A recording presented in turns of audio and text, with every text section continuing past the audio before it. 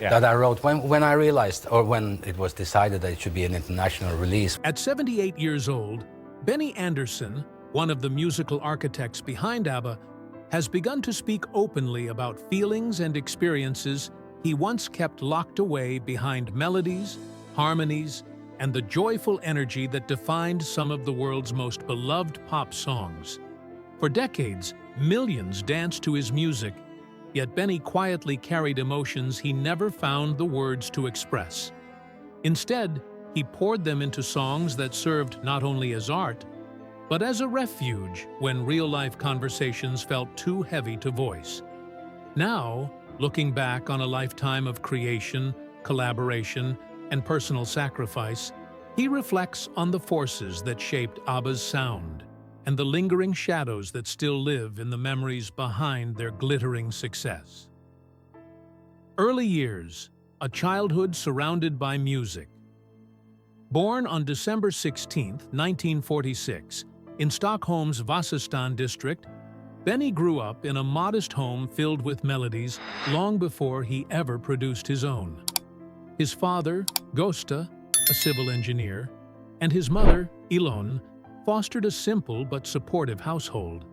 And it was Benny's father and grandfather, both accordion players, who unknowingly set his lifelong path. When 6-year-old Benny received his own accordion, something ignited within him, and soon he was absorbing Swedish folk tunes, classical phrases, and the popular Schlager sound that influenced much of mid-century Europe.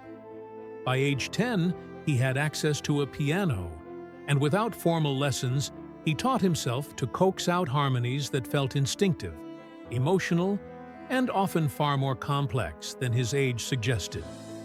For young Benny, music wasn't a hobby. It was an early language, one he understood more fluently than words. The leap into music, leaving school and finding independence. By his mid-teens, Benny's passion for music far outweighed any interest he had in traditional schooling. And at 15, he left the classroom behind, turning instead to youth clubs and local venues where he could play, earn a modest income, and experience a sense of independence that energized him. During this period, he met his first girlfriend, Christina Grönvall, with whom he had 2 children, Peter in 1963 and Helene in 1965, while building the earliest foundations of what would become a remarkable musical career. Though life moved quickly, and at times chaotically, Benny's focus never drifted far from music. Every performance was another lesson. Every melody, another door into a world he believed he was meant to enter. The Hep Stars, teenage fame, and rapid growth. In 1964, Benny joined Elverket's Spelmanslag, a quirky instrumental group that blended humor with catchy melodies, but his true breakthrough arrived later that year when he was invited to join the Hep Stars, Sweden's most popular rock band at the time. As their keyboardist, Benny was suddenly thrust into a new kind of spotlight. And by March 1965, the group celebrated their first major hit, Cadillac, propelling them into national fame. What began as a performance role soon expanded into creative leadership as Benny started writing original songs such as Sunny Girl and Wedding, each displaying the emotional depth and melodic richness that would later define ABBA's music. Even as a young performer, Benny wasn't chasing popularity. He was chasing the perfect melodic balance of joy, longing, and musical truth, an instinct that would follow him throughout his life. The meeting that changed everything. Benny and Bjorn, June. 1966 marked a turning point not only in Benny's career, but in the future of pop music when he met Bjorn Ulvaeus, a member of the Hootenanny Singers. What began as a friendly conversation quickly revealed an extraordinary musical chemistry, and their first collaboration, Isn't It Easy to Say, recorded by the Hep Stars, became the spark that ignited one of pop's most enduring creative partnerships. Benny excelled at melody and arrangement, while Bjorn's gift for lyrics and structure completed the equation, forming a songwriting duo whose combined strengths would later drive ABBA to global acclaim. Their paths intertwined again in 1969, and this time fate added another layer: love, when Benny met Annie Frid, Frida Lyngstad, and Bjorn met Agnetha Fältskog, two singers whose voices and artistic presence would forever alter music history. A quartet forms. The foundations of ABBA take shape. As their personal relationships grew, so did their musical collaborations. Benny produced Frida's debut album in 1971, while Agnetha made her own mark in Sweden's theater scene, notably starring in Jesus Christ Superstar in 1972. When the four traveled to Cyprus in 1970 and performed casually for UN soldiers, they realized something rare: a blend of voices that felt effortless, powerful, and unmistakably unique. They experimented under early group names, performed in various formats, and released People Need Love in 1972 under a lengthy credit that listed all four of their names. By 1973, they tried their luck at Melodifestivalen with Ring Ring, placing third but capturing attention across Europe. Manager Stig Andersson soon suggested a simpler name, ABBA, formed from their initials. It was short, memorable, and soon iconic. Eurovision triumph, a global breakthrough. In 1974, ABBA returned to Eurovision with Waterloo, delivering a performance that combined flashy costumes, irresistible hooks, and a fresh sound that electrified the audience. On April 6th in Brighton, England, they won the competition, not only marking Sweden's first Eurovision victory, but launching ABBA into the international spotlight. What looked like sudden success was actually the result of years of experimentation, relentless practice, and Benny's tireless devotion to crafting music that balanced infectious energy with emotional complexity. As television broadcasts introduced them to millions around the world, ABBA stepped into a new era, one in which their songs would become the soundtrack to homes, radios, dance floors, and memories across continents. Behind the fame, global success, and personal strain. Throughout the late 1970s, ABBA became a global sensation, releasing chart-topping hits like SOS, Mamma Mia, Fernando, Dancing Queen, and Take a Chance on Me, each wrapped in Benny's signature layers of melodic richness. Yet behind all the glamour, Benny often felt overshadowed, describing later how he sometimes felt invisible as the women's vocals, and Bjorn's public role took center stage.